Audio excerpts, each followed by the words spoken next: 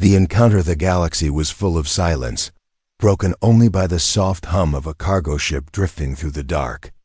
Inside the ship, a man named Reed sat in the pilot's seat, watching the stars. He was a human, about 30 years old, with short, brown hair and sharp eyes. He was not a soldier or a hero. He was just a delivery pilot, working for the Galactic Trade Union. Reed had no plans to be part of anything bigger than a job. But that changed the day he took a delivery to Outpost 17, a small forgotten station near the edge of Valari space. Outpost 17 looked like an old metal box floating in space. It was quiet, cold, and nearly empty. Reed was supposed to drop off medical supplies and pick up an old engine part. But something didn't feel right the moment he landed. The guards at the docking bay looked nervous. One of them whispered something to the other and quickly walked away. Reed didn't ask questions. He unloaded the crates and waited for the station commander. While waiting, he wandered through the station's narrow halls, curious about the place. The lights were dim. The air smelled like rust. He followed a hallway that seemed to lead nowhere until he heard something, a soft sound, like a whisper or a cry. He stopped. The sound was coming from behind a metal door. It looked like a storage room, but it had a heavy lock on it. Reed hesitated, then looked around. No one was in sight. He used his ship tools to open the lock. The door creaked as it opened, and what he saw inside froze him in place. It was a prison. Cell. Inside, sitting against the wall, was a young alien woman. She had silver blue skin, long white hair, and glowing violet eyes. She wore a torn cloth robe and a metal collar around her neck. Her hands were chained. She looked weak, like she hadn't eaten properly in days. She flinched when she saw Reed. "Not here to hurt you," he said quickly, raising his hands. She didn't speak. Maybe she didn't understand him. Reed stepped forward slowly, kneeling down in front of her. "My name is Reed. I'm human." "What's your name?"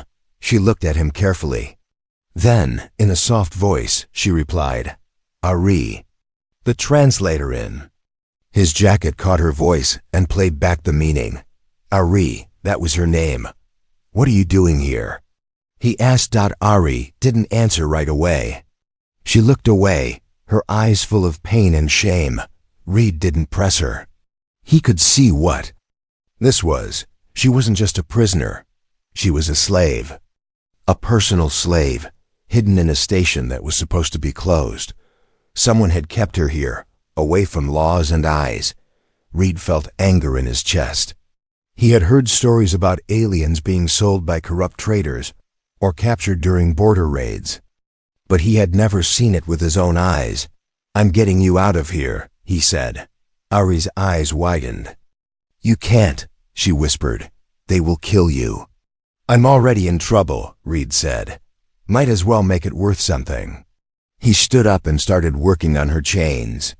It took him time, but he managed to unlock the collar and break the shackles. Ari tried to stand but stumbled. Reed caught her. "You're safe now," he said gently. He led her through the dark hallway, avoiding the cameras. When they reached his ship, he wrapped her in a warm blanket and hid her under the floor panels just in time. A guard came knocking on his ship door, checking if everything was in place. "You've got everything?" the guard asked. "Yeah." "Old engine part." "Nothing else," Reed said calmly. The guard glanced around, then nodded. "Safe travels." Reed closed the hatch and quickly launched into space.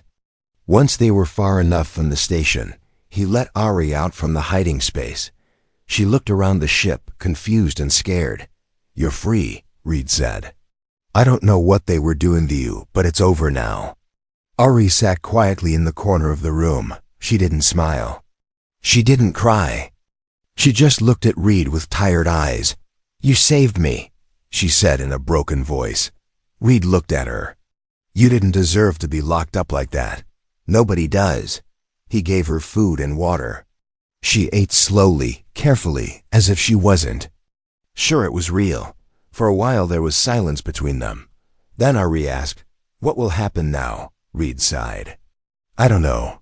I broke laws by helping you. If the Union finds out, I could lose my license. Or worse. Then why did you do it? She asked. Reed looked at her seriously. Because I couldn't leave you there, that's all. Ari looked down at her hands. For the first time, she felt something she hadn't felt in years, hope, outside. The stars moved slowly across the window. The ship flew quietly through the dark, carrying two souls who didn't yet know how much they were about to change each other's lives. The Escape and the Bond Reed's ship, the Silver Sparrow, glided quietly through deep space. Far from stations and patrol routes, it was the safest way to avoid trouble. Inside, the small ship felt cold and silent, except for the quiet hum of its engines and the soft sound of breathing from the corner. Ari sat on the floor beside the storage cabinet, her knees pulled to her chest. She had cleaned her face, changed into a simple shirt and pants Reed had given her, and eaten a proper meal. But she still didn't look free. Not yet. Reed worked at the controls, checking maps and fuel levels. He kept glancing at her, but he didn't want to push. He had seen enough pain in her eyes already. After some time, he got up and handed her a hot drink. It's a protein blend, he said. Not great, but warm. She took the cup slowly. Thank you. They sat quietly for a while. Then Reed asked, do you have a home planet? Family? Ari shook her head. Not anymore. I was taken 3 years ago during a border raid. My parents tried to hide me, but they were killed. I was sold to traders. Passed from one hand to another. Reed frowned. And the last one brought you to that station? Yes, he said I was personal property now, that no law could touch him. Her voice shook. He liked to remind me every day that no one would ever come for me. Reed's jaw clenched. He was wrong.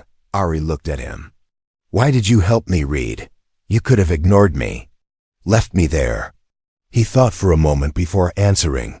I've seen a lot of things in this galaxy. Pirates, corruption, even war. But when I looked at you, it felt wrong.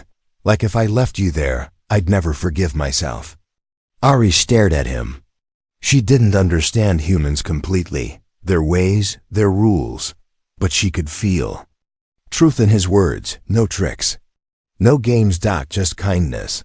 That night, Reed set the ship on autopilot and made a sleeping space for Ari in the back cargo area. He laid out clean blankets and placed a small light there in case she got scared. You can rest here, he said. It's safe. Ari nodded. Where will you sleep? Up front. Don't worry, I won't bother you. She paused before lying down. Then she looked at him and said softly, Thank you, again. The next morning, Reed began working on an old translator module from his ship's storage. He had used it years ago when delivering supplies to alien colonies, but it was dusty and broken now. You don't have to fix that, Ari said, watching him. I want to, Reed replied. If we're going to travel together for a while, we should understand each other better. He worked for hours, adjusting wires and charging the old battery core. Finally, the device beeped and lit up. He placed it between them. Speak, he said. Ari hesitated, then spoke in her own Velari language. I can understand you, Reed said, surprised. And I can understand you, Ari replied. Her voice was clearer now, more confident. They smiled. A small moment, but a powerful one. Over the next few days, they traveled through empty space, avoiding patrol zones. Reed taught Ari how to use the ship's systems, how to check power levels, how to open the food storage, how to control the safety locks. Ari learned fast. She had always been smart, but no one had ever given her a chance. One night, while eating dinner, Ari asked, What was your life like before this? Reed leaned back in his chair. Simple. I was born on a colony moon. My parents were miners. I joined the cargo fleet when I turned 18. I've been flying ever since. Ever been in love? She asked suddenly. He laughed. That's random. You don't have to answer. she said, lowering her eyes. No, it's okay, he sighed. Not really. I had a few short things, but nothing serious. My life's always been about moving. Never stayed in one place long enough. Ari nodded. I've never had that freedom to choose, to feel. Reed looked at her carefully. You have it now. She smiled, small but real. But peace never lasted long in space. On the 5th day, a scanner alarm rang out. A patrol ship had entered their path, a human border unit. They're going to scan us, Reed said, jumping to the controls. If they detect you, they'll report it. Ari stood frozen. I'll hide. No, Reed said. You're not a criminal. But I'll get you in trouble, she replied. They stared at each other for a moment. Then, without another word, Ari climbed back into the hidden floor compartment where she had first hidden during their escape. Reed sealed it, placed a metal crate on top, and wiped his face. The patrol hailed him. Cargo vessel Silver Sparrow. This is Border Unit 9. State your business.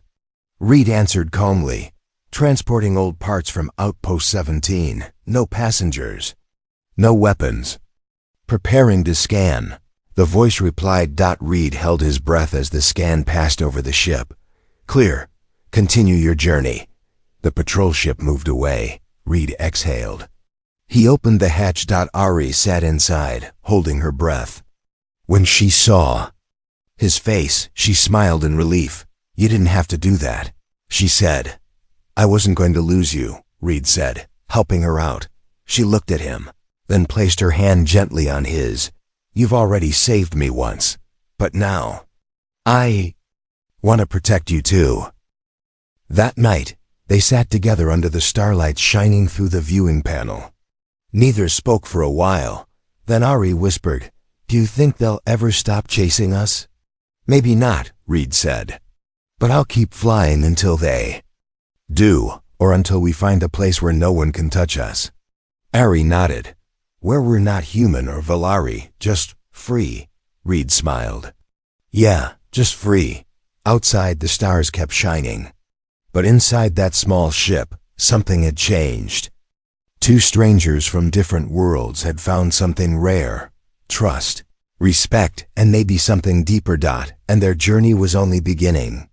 The Fallout Reed and Ari had been flying through deep space for 10 days now.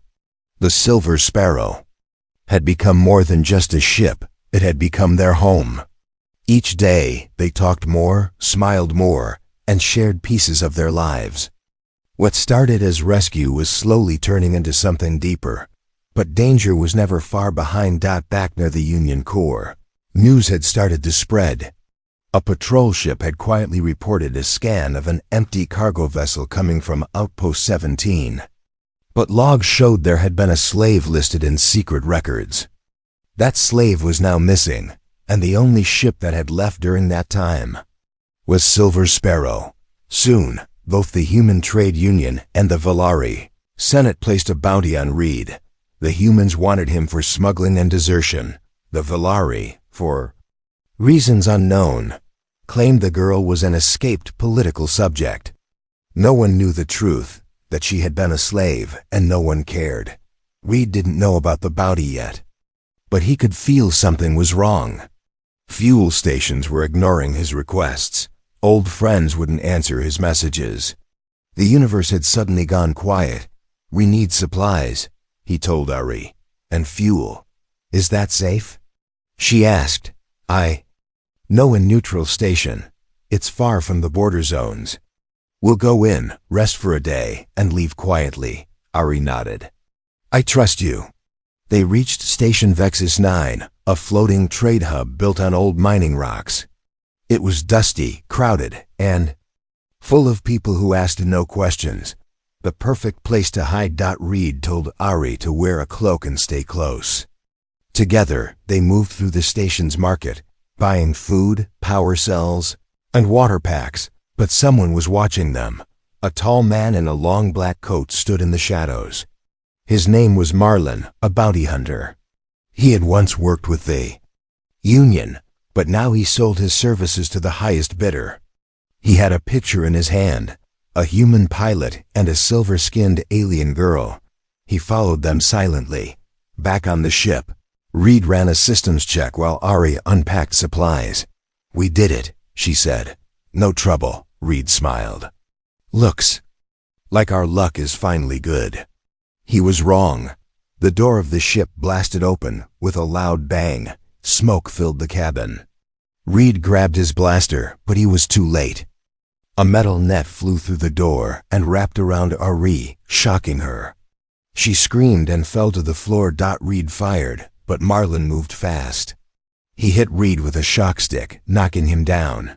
"You're under arrest," Marlin said, stepping over him, "and she's coming with me." Reed woke up hours later in a cell. Cold steel walls, a locked door, and a camera in the corner. His head hurt and his hands were cuffed. "Where's Ari?" He shouted. No answer. He sat down, feeling helpless for the first time in days. They had taken her, again. This time she had trusted him, and he had failed her. Across the station, Ari was locked in another room. But this time, it wasn't a dark prison. It was a clean holding chamber, watched by Union officers and Valari agents. "You are an escaped property," said one of the agents. "The human who took you will be punished." "I was never your property," Ari replied firmly. "Silence. Your words mean nothing." "I want to speak to the tribunal," she said. "You cannot keep me without a hearing." The Valari laughed. "You are not a citizen. You have no rights." But then something unexpected happened. One of the Union officers, a woman named Captain Lyra, watched Ari carefully. She had been part of past war talks and knew that not all Valari were enemies, some were victims. "Let her speak," Lyra said. "Let's hear what she has to say." The next day, both Reed and Ari were brought before the Interstellar Tribunal, a council of judges from multiple species. The case had grown beyond a simple arrest. Now it was a matter of political interest. The chamber was large, filled with news drones and diplomats. Everyone wanted to know, why did a human rescue a slave, and why was the slave now defending him? Reed stood in chains facing the council. "I didn't kidnap her," he said clearly. "I freed her. I found her locked in a cage, starved and abused. I couldn't leave her behind." A voice from the bench asked, "Why not report it through official channels?" "Because the officials were the ones keeping her there," Reed sighed. "She was being hidden illegally. If I went through the system, she would have been sold again or silenced forever." Murmurs filled the hall. Ari was brought in next. She walked with strength now. No chains. No fear. She looked at the council and spoke through the translator. "I was born on Valari Prime. I was taken during a raid by my own people and sold as a slave. For 3 years, I was passed around like an object, until he found me." She pointed to Reed. "He didn't buy me. He didn't own me. He gave me food, clothes, freedom, and respect." "Do you have feelings for this human?"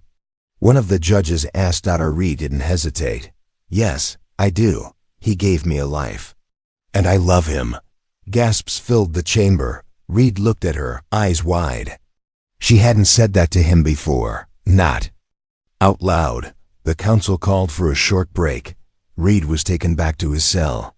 Ari followed him quietly and managed to speak to him as the guards gave them a few minutes alone.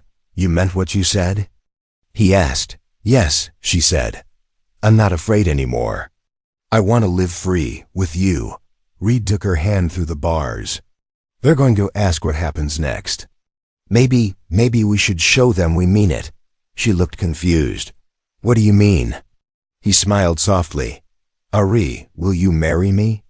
Tears filled her eyes. "Yes," she whispered. The trial. The Interstellar Tribunal Hall was filled with noise and whispers. News channels, diplomats, and curious citizens had all gathered to watch the trial. Never before had a case like this reached such a high level. A human cargo pilot, accused of freeing and falling in love with a former alien slave. Reed stood quietly in the center of the courtroom. His clothes were simple, and his hands were no longer chained. The judges had allowed him to appear freely, showing respect for the fairness of the trial. But he knew this was not just about him and Ari. This was now a matter between two powerful species. Ari sat beside him, her long white hair braided neatly. She wore a clean robe given to her by Captain Lyra, the Union officer who had supported her right to speak. Though nervous, Ari's violet eyes held strength. She was not a slave anymore. Not in mind, not in spirit. Court is now in session. The lead judge announced, a tall, red-skinned being from the planet Dranax. The Union prosecutor stepped forward. He was cold and sharp, with a pile of digital evidence. He began to speak. Your honors, this human broke laws. He entered a restricted area, freed a subject without permission, and then ran across the galaxy hiding her. Even worse, he is now claiming a romantic bond with someone who was once considered property, a claim that brings shame to both the Union and the Valari Senate. The crowd murmured. Reed stood and replied calmly, I broke laws, yes, but the laws were already broken when a living, feeling person was being kept like a machine in a back room. I didn't free property. I freed a person. The Valari delegate hissed. She was a slave according to ancient Valari customs. That is not for a human to change. Ari stood slowly, turning to face the room. Then your customs are broken, she said, loud and clear. Your system stole me. It locked me in chains. It silenced me. But she looked at Reed. He gave me a voice. He gave me choice. The translator echoed her words through every corner of the chamber. The Valari ambassador rose in. Anger. This is not love. This is manipulation. She was a slave, trained to obey. She thinks she loves him because he treated her kindly. It's not real. Reed took a deep breath and looked around the room. I didn't rescue her to win her heart, he said. I rescued her because it was the right thing to do. Love came later. Slowly, naturally. We spent weeks in silence. We learned each other's languages, stories, dreams.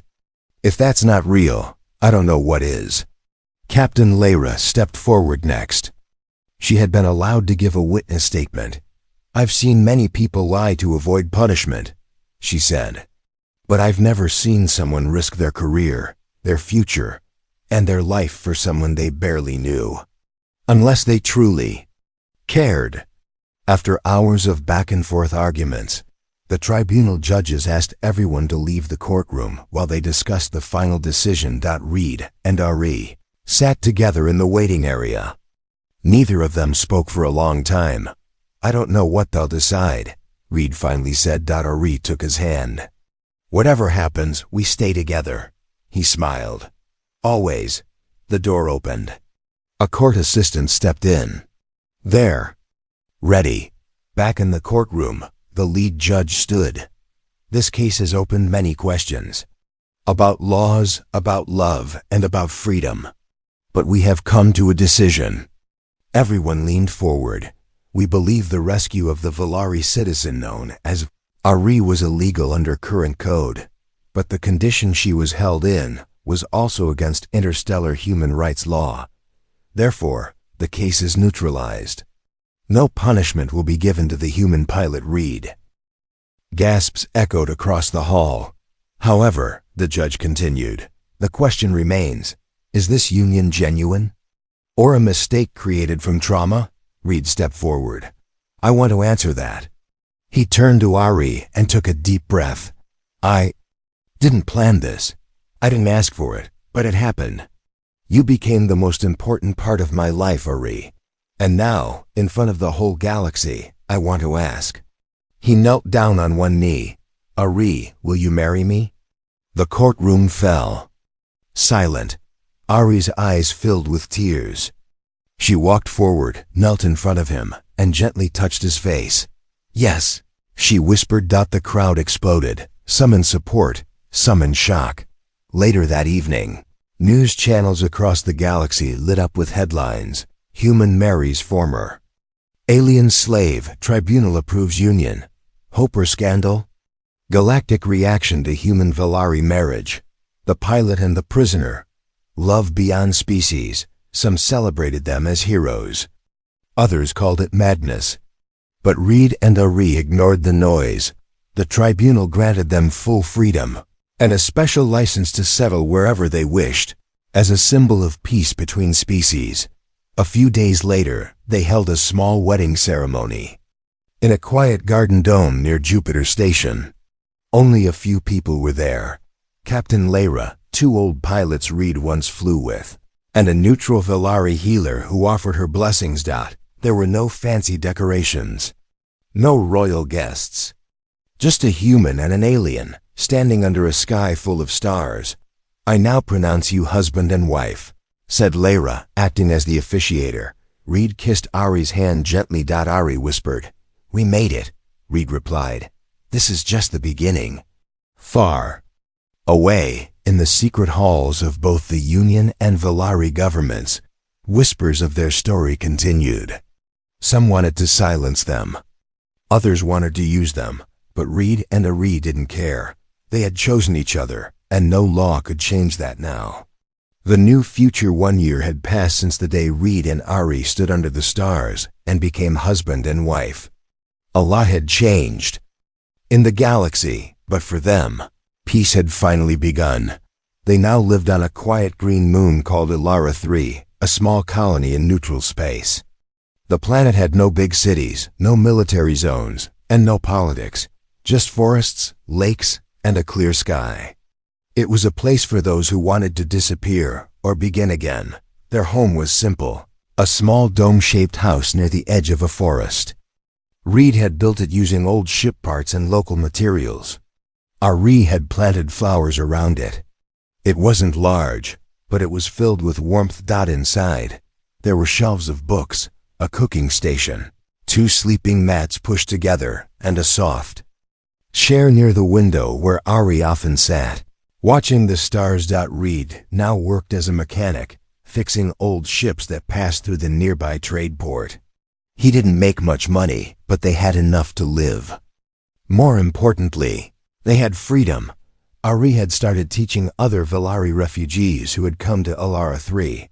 Many had similar stories, taken from their homes, treated like nothing. Now they were free too, trying to build new lives. She taught them how to speak galactic standard, how to grow food, and how to read. Sometimes she would smile and say, "Reed was my first student, now I'm the teacher." They laughed together often. There was still pain inside them, but it didn't control them anymore. One warm evening, Reed returned home from work, wiping oil from his hands. Ari met him at the door. Her face was glowing with excitement. "Guess what?" she said. "What?" "We're invited to speak at the Peace Summit on Myra 9. They want us to tell our story." Reed raised his eyebrows. "Seriously?" "Yes, they believe our story changed people's views. A few colonies are already changing their laws because of what we did." Reed smiled. "We didn't do it to be famous." "I know," Ari said, "but it matters."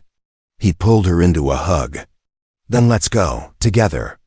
The next month, they traveled to Myra 9, a bright, beautiful city floating above clouds. It was clean, peaceful, and full of people from every corner of the galaxy. At the summit, Red and Ari stood on a round stage. Hundreds of leaders, citizens, and media drones waited to hear them speak. Ari went first. She wore a flowing silver dress, a mix of human and Valari styles. "I was once seen as property," she said calmly. "A thing, a tool. I believed I would die in a dark room, forgotten." She looked at Reed. "But then a man broke the rules to do what was right. He gave me a choice. He gave me dignity, and then he gave me love." Many in the crowd had tears in their eyes. Reed stepped up. "I didn't rescue a slave. I met a soul braver than I ever was. I didn't save her, she saved me. She showed me a better way to live." The crowd stood and clapped. Some cheered. Others remained silent, still, unsure about such a strange love story. But the message had been delivered. After the summit, they returned home quietly. They didn't want fame. They only wanted peace. One morning, Ari woke up feeling strange. She sat up slowly and placed a hand on her stomach. Something was different, she told Reed later that day.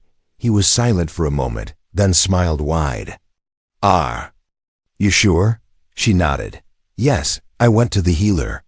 She said it strong, half human, half Velari. Reed pulled her into his arms. We're going to be parents. Ari laughed softly. I never thought I would have this kind of life. You deserve it, Reed said. You always did. Months passed. Ari's belly grew, and so did their happiness. When the day came, the birth was long and painful. The healer worked hard. Reed stayed beside Ari the entire time, holding her hand. Finally, a soft cry filled the room. A child, small, warm, and healthy, with brown skin like Reed's and glowing violet eyes like Ari's. They named her Lyra. As Ari held her daughter for the first time, tears rolled down her cheeks. She will never be chained, Ari whispered. Never. No. Reed said, she'll be free, just like us. Years passed. Lyra grew up strong and bright. She spoke both her parents' languages, ran through the forests with wild joy, and asked 1,000 questions about the stars. People on Alara 3 began to change too. Velari and humans lived together. They worked, traded, and even fell in love. The story of Reed and Ari was no longer seen as strange. It was seen as hope. Sometimes, old travelers still came to visit, asking to hear the story of the human who freed a slave and married her. Reed would laugh and say, it's not just a story, it's our life. And Ari would smile and reply, it's just the beginning. The end.